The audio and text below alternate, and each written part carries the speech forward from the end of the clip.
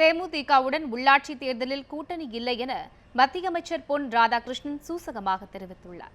சென்னை அம்பத்தூரை அடுத்த சூரப்பட்டில் தனியார் திருமண மண்டபத்தை திறந்து வைத்த பின்னர் செய்தியாளர்களிடம் பேசிய அவர், மரக்காணம் வரை உள்ள பக்கிங்ஹாம் கால்வாயை சீரமைத்து நீர்வழி போக்குவரத்து துவங்க விரைந்து நடவடிக்கை எடுக்கப்படும் என்றார்.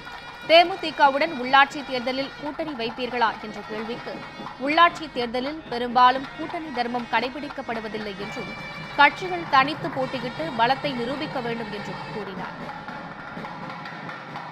தனித்து போட்டியிடுவதுதான் ஒவ்வொரு கட்சிக்கும் சரியாக இருக்க முடியும்.